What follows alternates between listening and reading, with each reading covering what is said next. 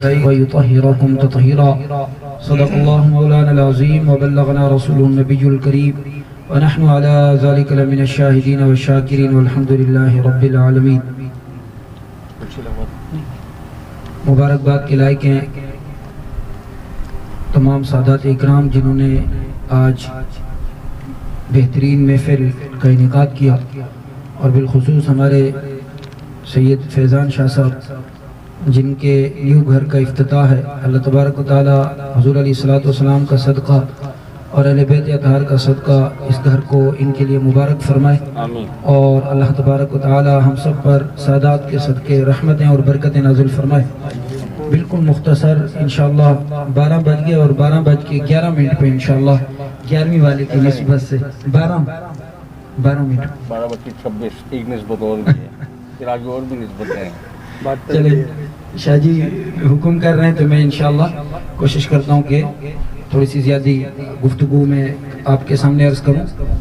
آپ اس بات سے بخوبی واقف ہیں کہ یہ مہینہ محرم شریف کا حضور سید الشہداء امام حسین رضی اللہ تعالیٰ عنہ اور میدان کربلا کے اندر جتنے حضور سید الشہداء رضی اللہ تعالیٰ عنہ کے خاندان کے لوگ تھے، انہوں نے نبی علیہ الصلوۃ والسلام کے دین کی خاطر قربانی پیش فرمائی ہے. تو خصوصی طور پر اہل بیت اطہار کا ذکر جو ہے وہ اس مہینے میں کیا جاتا ہے. قرآن کریم میں بہت ساری آیات ایسی ہیں جن میں اللہ تبارک و تعالی نے اہل بیت کا ذکر فرمایا ہے. حضور علیہ الصلوۃ والسلام نے اپنی احادیث مبارکہ میں ارشاد فرمایا میں تم میں 2 بھاری چیزیں چھوڑ کر جا رہا ہوں، ایک کتاب اللہ اور دوسرا فرمایا بعطرتہ اور اپنے اہل بیت. فرمایا لن تضلوا بعدی، جو بندہ قرآن کو اور اہل بیت کو مضبوطی سے تھامے گا اور ان کا دامن پکڑ کے رکھے گا، فرمایا وہ کبھی گمراہ نہیں ہوگا. اور میرے آقا مولا صلی اللہ تعالی علیہ وسلم نے فرمایا کہ قیامت کے دن قرآن اور اہل بیت دونوں حوض کوثر پر جمع ہوں گے، اور میری ان سے ملاقات حوض کوثر پر ہوگی. تو جو لوگ یہ چاہتے ہیں کہ وہ دنیا اور آخرت میں کامیاب ہوں اور نبی علیہ الصلوۃ والسلام سے قیامت کے دن ملاقات کریں اور حضور علیہ الصلوۃ والسلام ان کی شفاعت کریں، تو ان کو یہ چیز اپنے ذہن میں بٹھا لینی چاہیے کہ پھر وہ اہل بیت سے بھی محبت کریں اور قرآن پاک سے بھی محبت کریں، اس لیے کہ قرآن اور اہل بیت لازم اور ملزوم ہے. قرآن کریم میں اللہ تبارک و تعالیٰ نے ارشاد فرمایا، یہ بڑی قابل غور بات ہے. اللہ تبارک و تعالیٰ نے فرمایا کہ جہاں جہاں قرآن نازل ہوا مجھے ان جگہوں کی قسم. یہ قرآن کریم میں آیت کا ترجمہ ہے. فرمایا محبوب جہاں جہاں میرا کلام نازل ہوا مجھے ان جگہوں کی قسم. تو مفسرین اکرام نے لکھا اس کا مطلب اور معنی یہ ہوا کہ جس جگہ پر نازل ہوا اس جگہ کی بھی قسم، اور جن کے لیے نازل ہوا ان نفوس قدسیہ کی بھی قسم.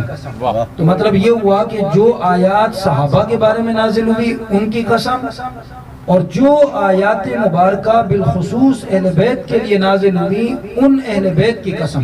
سبحان اللہ. جیسے قرآن کریم میں متعدد آیات ہیں، اگر میں وہ ساری پڑھوں گا تو بہت زیادہ ٹائم لگ جائے گا.